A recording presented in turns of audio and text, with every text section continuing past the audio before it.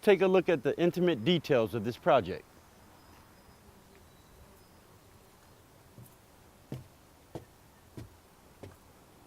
As you can see, this is a huge front porch with over windows, which one of the screens is not there, so it would be better just to remove this one.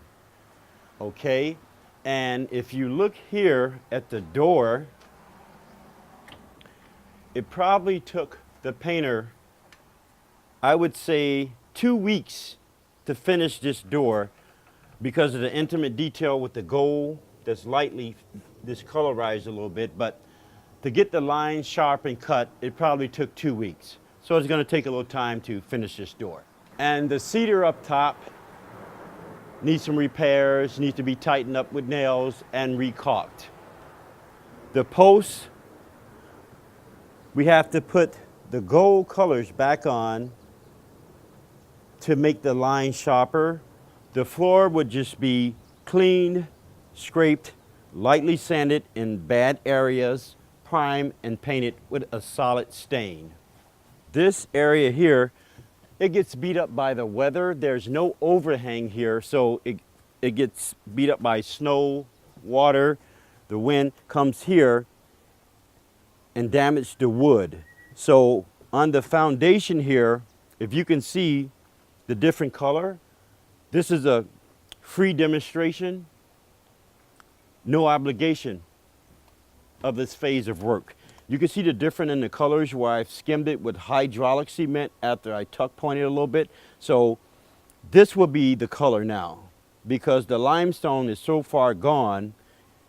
It's been tuck pointed a few times and the mortar is like 3 different colors. So this would be the best way out to bring the foundation back.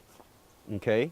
The reason this project is a special project, if you look up high, there's a lot of holes. I repaired some with metal because of the woodpeckers and squirrels and birds love this house. I don't blame them. There's metal there and the top peak there has to be like 65 feet in the air. That has to get dealt with. So it takes a high man to do that. So the colors, gold will be at the very top there, and the windows, 56 of the windows will need glazing. Well, the glazing has given. I'll show you that in a minute up front here. So this is the tallest peak of the house here.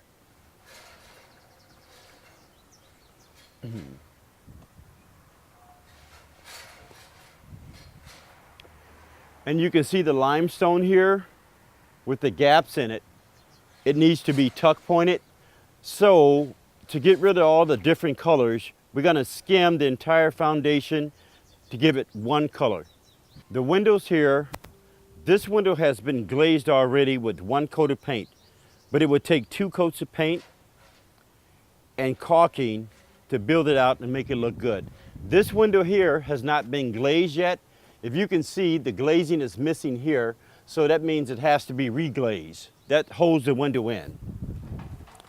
And here I was explaining earlier about the tuck pointing. You can see the big gaps there. All this will be tuck pointed before it's skim coated with hydraulic cement, which is the best cement on the market out there. It's like $20 a bag. It's the good stuff. Now this section of the house is a very busy section, which is used almost like the main entry because they park their cars here and go right through the back door. So this section is used the most, and this is the most area they would see all the time. So we started in this far corner, which these windows here have to be glazed, and we have some holes we have to repair.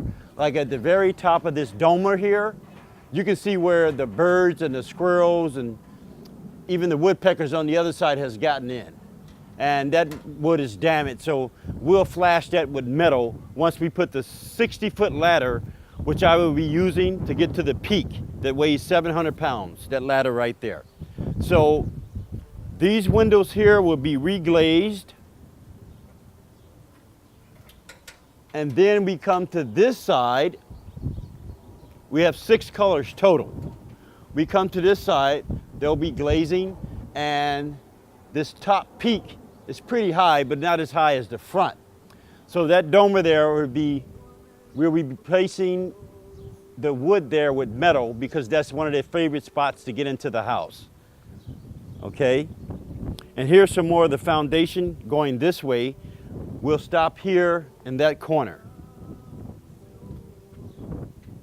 So there's a 3-car garage, and we replaced one of the windowsills there. It was totally rotten out in that far corner.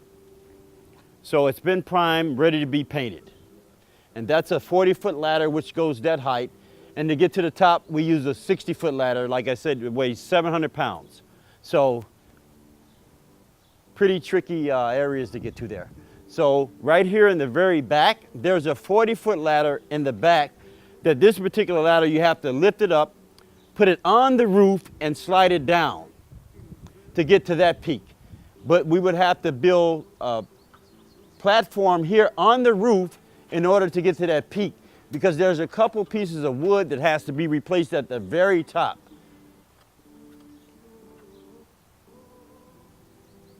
So that would be the repairs of this section.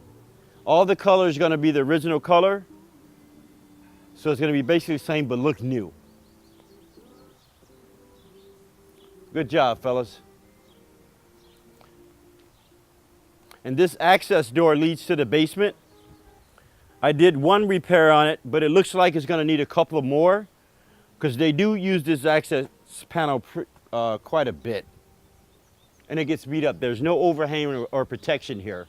So we'll fix that too. All this wood here, the fascia boards, right here has been replaced at the top. All this is new, the trim here, with treated lumber to take the abuse of the weather.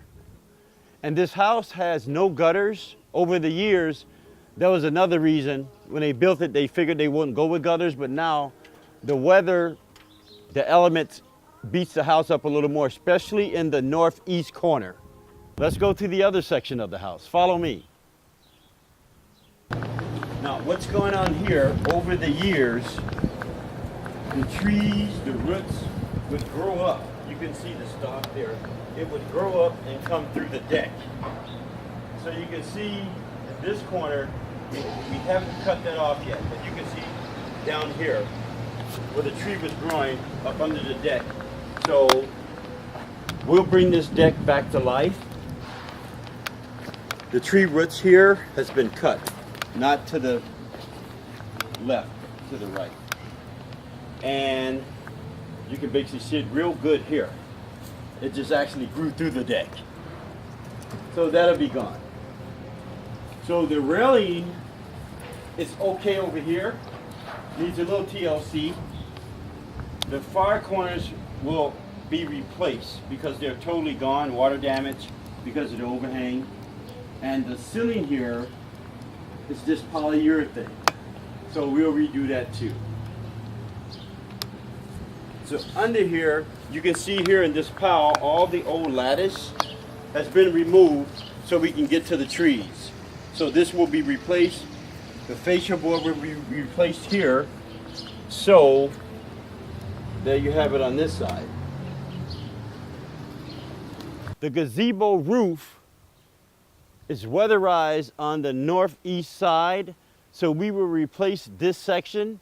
The other 3 sections are still like 75 to 80%. So we will replace this side.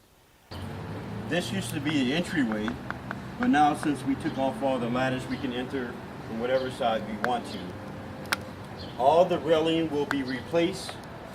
We will add one here for safety. On this side, this rail will be placed.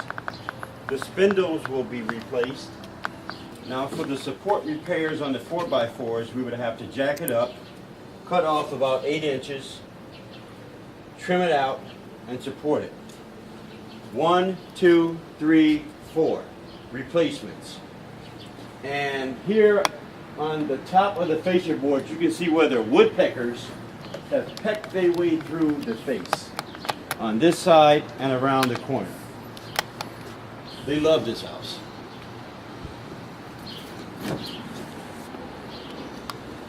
This rail is replaced. This rail will be replaced, and we will build one rail.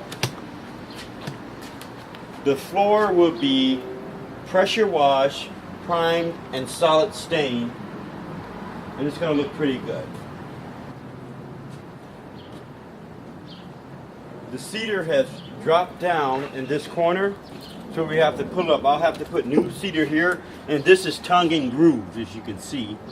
So this one will slide up, but we'll just put some new stuff here.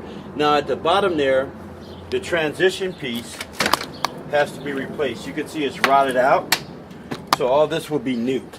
So the trim, as it settled, it pulled away from the house, the deck, so you can see like a 1-inch gap there, so that means I would have to go with a thicker base board to cover the gaps.